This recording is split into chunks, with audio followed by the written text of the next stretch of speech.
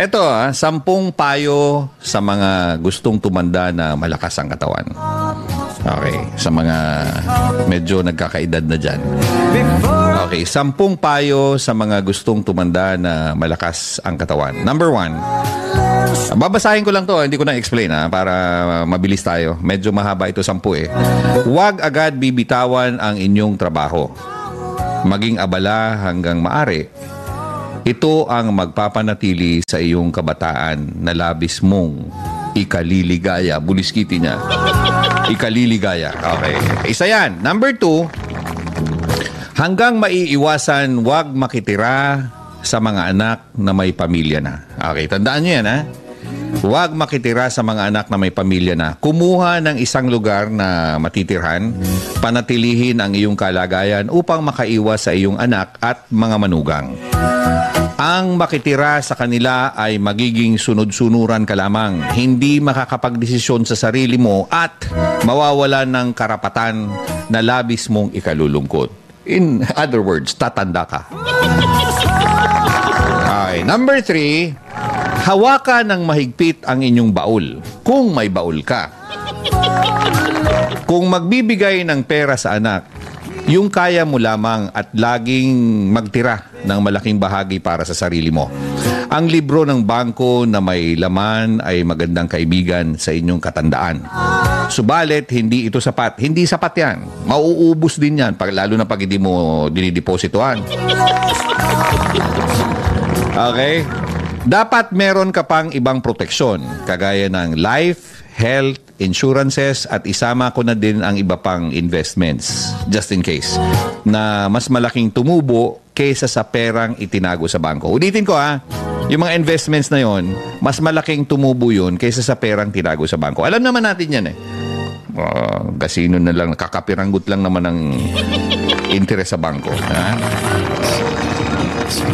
Okay, number 4. Huwag masyadong maniwala sa iyong anak na nagsasabing kayo ay aalagaan. Madalas mga nababanggit niyan ay siyang mga hindi ginagawa. Aalagaan kunyari, mami, pagtanda mo, daddy, pagtanda nyo, aalagaan ka namin. Buliskiti niya. Huwag kayo maniwala dyan. Meron siguro pero hindi lahat. Madalas ang mga nababanggit niyan ay siyang hindi magagawa o gagawin ng mga anak. Ang mabuting anak ay hindi nagbabanggit ng anuman. Okay, tandaan nyo yan. Ang mabuting anak ay hindi nagbabanggit ng anuman. At ang masamang anak ay kailanman hindi tutupad ng pangakong binitawan. Buliskiti, ang bigat niyan. Number 5. Upang manatili kang masaya, panatilihin ang pakikipagkaibigan at magdagdag pa hanggat maaari. Humanap ng mga kaibigan na mas bata sa iyo. Di ba? Matanda ka na, kinakaibigan mo pa matanda rin. Huwag na. Humanap ng mga kaibigan na mas bata sa iyo.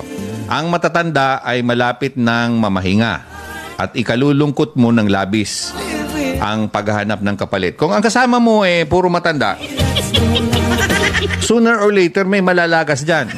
O pag nawala yung isa, malulungkot ka. Diba? Madidepress ka and so on and so forth. Tatanda ka. Okay? Sumali sa mga magagandang asosasyon, grupo, kooperatiba o apostolada. Number 6, maging maayos, laging maganda. Ito maging maayos, laging maganda, malinis at mabango. Ang katandaan ay hindi dahilan upang ikaw ay maging madungis at nanlilimahid. Sila ay di dapat mandiri sa'yo, kaya pangalagaan mo ang iyong sarili. Di ba? Pansin nyo yan? Pag matanda na, amoy lupa na. Minsan nga amoy suka pa. Wag naman, wag ganun. Okay lang kung amoy asin. Ano amoy ng asin? Di ko alam, amoy bawang, sibuyas, Diyos ko. Okay, mga misis yun. Number 7, maging abala sa paggawa ng kabutihan sa kapwa. Asikasuhin mo sila para asikasuhin ka din nila ayon sa law of ripple effect. Huwag kalilimutang magdasal araw-araw. Hindi ito nangangahulugan na magnubina kayo o magrosaryo kayo na. Magdasal. Magpasalamat. Lord, thank you Lord. Yun ang pinakamagandang dasal. Number 8. Number 8, huwag panghimasukan ang bahay o ang buhay ng inyong anak. Ulitin ko, huwag panghimasukan ang buhay ng inyong anak. Hindi sapagkat anak mo sila, ang lahat ay magugustuhan mo. Ang lahat ng magugustuhan mo ay magugustuhan din nila. No, no, no, no, no, no, no, no. No, no, no, no, no, no, no. Alalahanin mong nagbabago ang panahon. Okay? The constant change. Number 9, huwag. Ito huwag ipagyabang ang iyong katandaan. Hindi sapagkat ikaw ay lumilinya na sa 80 ay napakarunong mo na. Minsan nga may 1-year-old lang, mas magaling pa sa'yo. Oo, totoo yan. 1-year-old, 2 years old naman. Isa-isip mo na hindi mo taglay ang lahat ng karunungan sa mundo.